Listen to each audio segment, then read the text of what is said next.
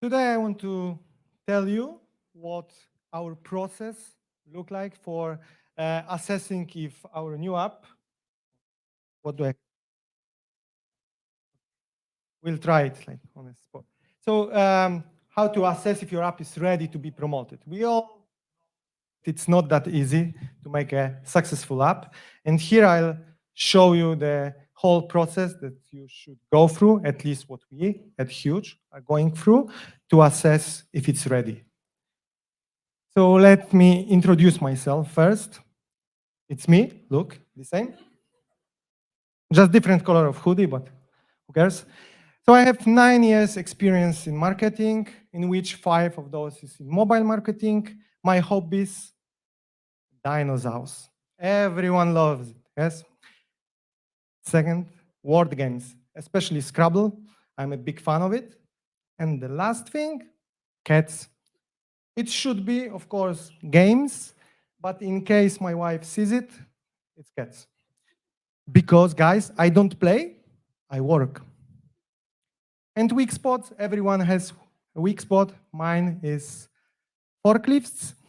I've been selling them for 1 year with decent success, zero salt. So now you know me, so we go straight to the presentation. From zero to hero process. First of all, we'll talk about the idea. Of course, you have to have a great idea of an app that you want to develop and then promote. Secondly, when you have the idea, you have to do some research to see what the potential of that idea and how your competitors are doing and stuff like that.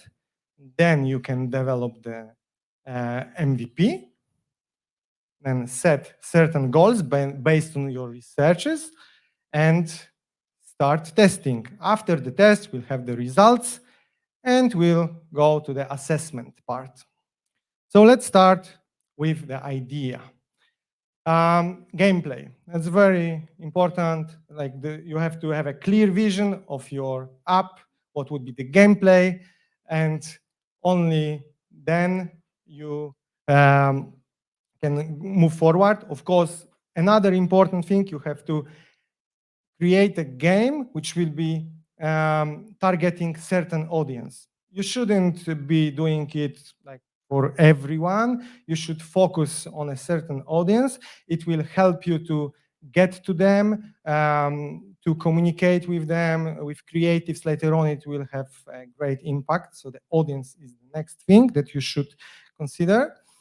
And the last thing, how will your game monetize? If it's iApps-based app or maybe ads-driven, it's very important because while building the whole economy, you have to take that into consideration. It's better to do it right away rather than later on decide, oh, maybe I will add rewarded ads to my app to get more revenue. And it won't be like that great match for your already created app. Then we have research part, which is crucial. First of all, you need to look at the potential of your app. Yes, in my case, it would be, of course, dinosaurs versus cats, battling, riding forklifts, right? Why not? It seems to be really good. So I have to look at different tools like Data AI, Sensor Tower, AppTweak to see the potential of those apps. Also, you should look at app stores, see which apps are top trending. It can help you as well. And on top of that, you can see what revenue are they making, in which geos they are active. You can see even the retention there. So it's really important. Then you have to take some benchmarks. You have to set goals before running tests. So it's very important to reach out to your partners. Google can help you with benchmarks. Those are very valuable insights that you can use later on and that will help you building your strategy. So retention, it's very important, and CPIs ranges, whatever you can get, you should use it. And the most important part, now we know our competitors. Yes, we should play those games. We should understand what makes them good, what makes people going back to them and keep playing, spending money there, and also think about something that will be unique in your app. This you want to differentiate from your competitors, so you can start thinking about it right now. Now we have MVP, but before we develop it, we want to also think about the graphics. In my case, I want 3D dinosaurs, so they are as realistic as possible. But I'm a little weird, I think you already know that. So maybe it's not appealing for all users. So I want to check if pixel style, 3D style, or maybe cartoon style is the best. How to do that? Let's create 3 landing pages, which will be the same, like a spitting image of our app store. And then just put different style there. You can then run a simple Facebook campaign, which will lead people to those landing pages. And if they are interested in downloading the game, they can click the download button, and you'll see the conversion, potential conversion. Of course, the app is not there. So the user will be redirected back to Facebook. So we think that this is some kind of bug. It's better to do it that way rather than redirect them somewhere else to other landing page and, for example, say thank you for helping us understand what you like, because then Facebook may think that this is misleading ad and can block you. So we found it's the most efficient way to just take them back to the place that they saw the ad.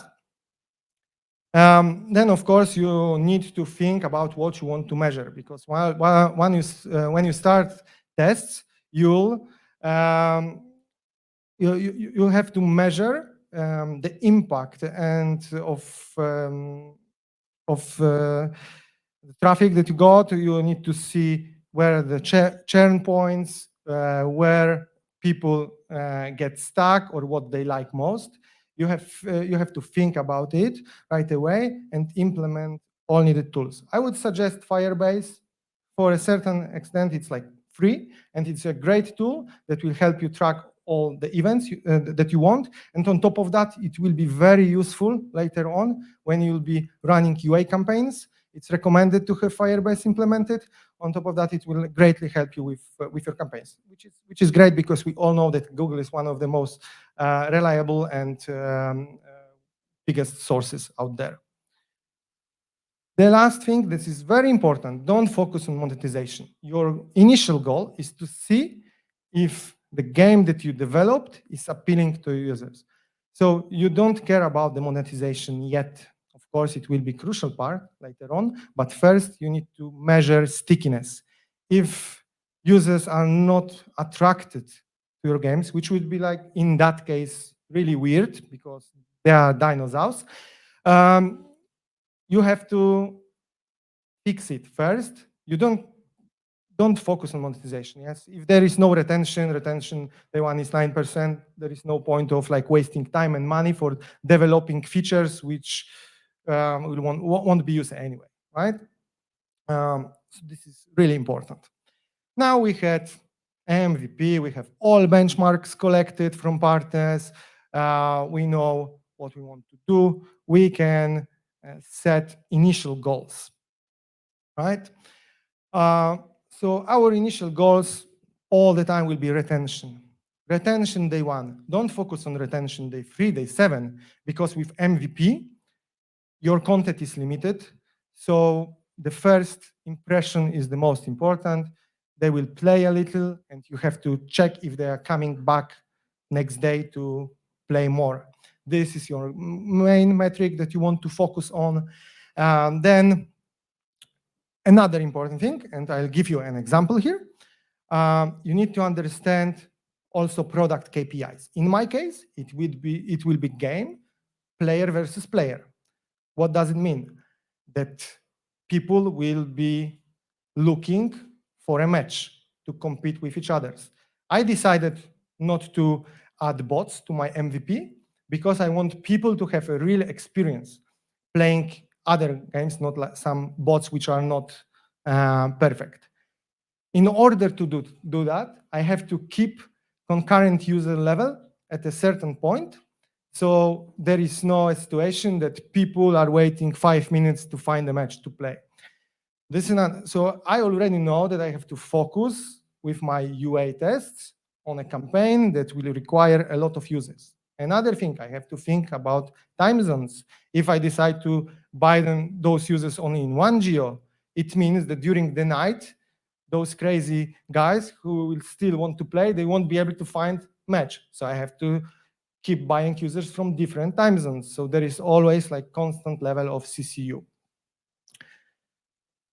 And based on that, you know what the geo you want to run, how many users you have to have on a daily basis. It will help you to set the certain goals, budget goals, geo goals, and you'll be ready to run the first campaigns. So now it's time for test. Some of you may have an opportunity to run internal play together sessions. This is really valuable tool that you can use because we are all cats lover. I mean, yeah, cats lover. My wife here. Yeah, so we should definitely get that feedback if possible. You can get from your colleagues, peers, a lot of valuable feedback that might result in tweaking your app a little before tests. And then, of course, in my case, because it's multiplayer game, it's pretty complex. I want to test it. I want to test if there are no technical issues, if the servers are stable, if matchmaking system work. So I want to check everything. So I decided to tech launch it first in Philippines. It's a great country, by the way, to do a tech launch because they are English speaking and the installs are cheap there. So I would go for it. And only then, if everything is stable and clear, good, I can go for scheduled tests based on the goals that I set, based on the researches that I did. So let's go for it. And now assessment part. Yes. So for example, my goal was to reach 35% day one. This is what my main competitors are achieving. And I said that at least 25% would be good for start. Yes, as a like starting point. And we have three scenarios. First, 10%. What does it mean? That people don't know what's great. Yes. But I can see, of course, always use those events that I implemented and see when people churn. If it's on a tutorial level, maybe this is not clear. Maybe they even haven't started playing my app because there was an issue with matchmaking, there was not enough users, and those factors may impact the retention. But if it's because they started playing it and after one gameplay they just like didn't like it, it means that I have to change my profession. Like if people don't understand dinosaurs, I don't understand them. If I don't understand them, I won't be successful, right? So this is my conclusion from the first scenario. From the second one, I'm close to my goal, like minimum goal, 25%. Then I can measure what causes them to churn as well. All the same process of analysis. And I can improve something. For example, if it's tutorial, I can improve tutorial, like make it more easier, or just like less steps, make it more clear, just point users where they have to click to start gameplay. All those stuff I can work on and then run another test. And the second, the most ideal one is I'm close to my competitors' results, which means that the game is appealing to users and I can move forward. Yeah? On top of that, I wanted to check session length, because I know that tutorial and for gameplays takes about 6 minutes. So that was my assumption, that they will like it. We'll try 2 games with dinosaurs, 2 games with cats, yes, and they will have fun. So that was my assumption. And in the first scenario, it was only 2 minutes. So they after finishing and playing, they abandoned the app. They haven't even tried dinosaurs, only cats. So come on, it means that they don't like it. Yes, the 6 minute, it's something that I just like assumed. So it's great. If it's even more, it means that they want to keep playing, keep playing. So if we combine it with 32% retention, it's a great start to go further. And what's further? Yes, go further is soft launch. So soft launch is a situation when we want to measure more. We want to keep the steady user flow, because we'll be implementing some changes. We'll be adding monetization, we'll be adding more content, because there is a time to measure day 3 retention, day 7 retention, other metrics. So we need constant user flow to be able to see the impact of those changes. Yeah, and monetization is something that we want here. Already, we can start with ads. We can add first iApps, introduce shop to the users, and also try to measure how they react to that. It will help us understand how our economy balance works at first, and keep adjusting it. So this is the soft launch. And once it turns out that everything works well, the monetization signals are promising, retention is still on a good level, we even were able to improve it slightly, then it's time for global launch, which means more traffic expanding to other geos. Now we want to focus more on quality users, so more sophisticated targeting options, more networks that we want to buy from, and we are starting our real adventure with the app. This is the time when we are honing our economy, our app, and once it's ready, we can see constant good results. We can go, of course, to the next step, which sky is the limit. Those are apps who are very successful, making a lot of money. Of course, they still need a lot of work, but this is a situation that the whole world loves my dinosaurs and they want to play them, and everyone is happy, right? So the biggest takeaways: you have to be brave. It's not easy to go through the whole process. It seems easy when we talk about it 20 minutes, but in fact, on each step, there are a lot of problems that we can encounter, and we have to be prepared for us, patient, talk to peers, talk to your partners, to your team to figure it out. Measure what matters. So don't focus on everything. Just figure out what you want your players to achieve, how they want to behave, and measure those. So for example, tutorial steps, you can measure level achievements, what they like, what they click, their activities. If you think about what you can measure, then it will be really easy to understand what they are struggling with, what they need, what can you improve. You'll be laser focused on things that matters. And don't be discouraged. As we know, majority of our projects, general, fail.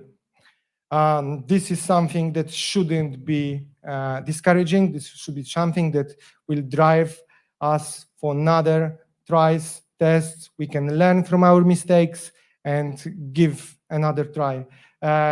Each time it will be easier in a sense that the whole process will be easier. We'll know how to avoid some traps, but this is a common situation. I had an opportunity to work with a lot of new games. Some of them had really nice initial results, but later on we had to close them. So it's sometimes it might be heartbreaking to see a great app failing, but it should help us like develop and improve ourselves. And that's it, guys.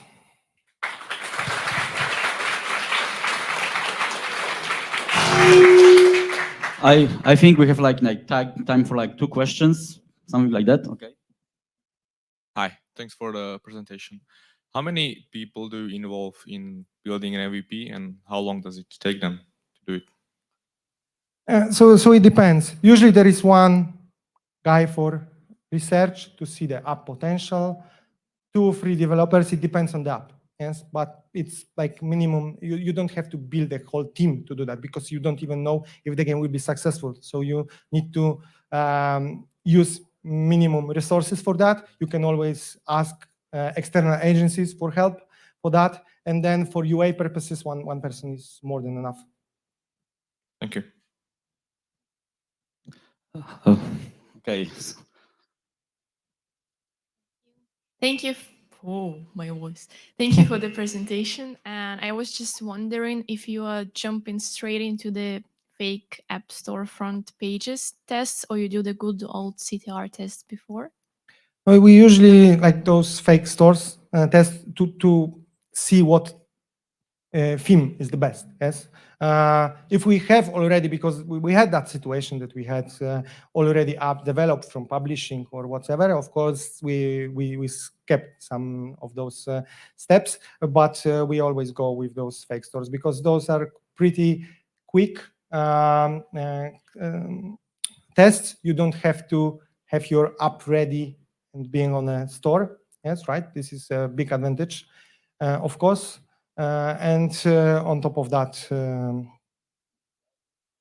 CTR. No, we are looking at conversion. Yeah, CTR is one of the metrics, just to see how people are reacting to the ad. Yes, and then go to the store. But what matters is conversion. So if they you're click kind of download, combining 2 in 1 already, right? yeah. Cool. Thank you. Thank you for presentation. It was really insightful. So my question is, how do you measure and how you check the marketability potential of your games before going to the soft launch, if you are checking it? Yeah, so mainly it's retention. Yes, because if your app is good, if the retention is there, there is a stickiness, there is always a way to monetize your users. So it means there is a high potential. So retention was the most important one. Of course, later on, monetization is something that we are looking at, long-term retention, because at first you can see like only day one. Yes, only then during the next steps you are measuring day 7, day 3, and the whole retention curve, and also monetization. So there is a lot of factors that have to work to continue with the title. But first, it's retention.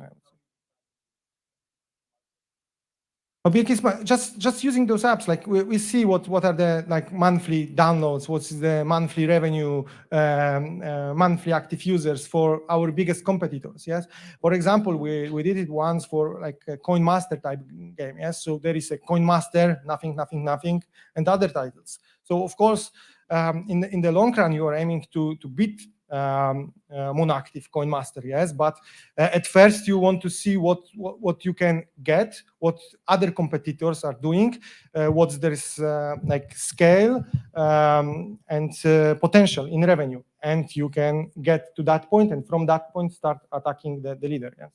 And how to prevent the situation when your retention is pretty well, but in a small audience, especially if you're speaking about testing stage. And then you're going to the soft launch, then to the global launch. The audience is getting bigger, but probably the in-game metrics can be lower in the Yeah, bigger of course, audience. with scale, you can expect retention to be slightly different, because if you are expanding your UA, you are targeting different audience, and not all of those your audience will be like perfectly match your game. Yes, but later on, of course, you can fix that, because when you're adding more and more partners, especially at first when you are buying CPI models, those models are not like looking for high quality users, they are looking for the cheapest users. So sometimes, of course, the retention may drop and it may skew a little your numbers, but of course later on it will stabilize. The first initial test in US, because this is probably your main market, will show you the retention. If it's like 32, between 30 to 35, it's okay. Yes, we can start with 40 and then it will drop to 32. It's still okay. Yes, you can work. If it's like 10% or 15%, or if you start with 10%, come on, you won't improve it like without major product changes. So that's how it goes. It fluctuates, of course, within a certain range, but the range should be at least close to the what we expected it to be based on competitors' analysis. Okay, thank you very much, Kazik. And now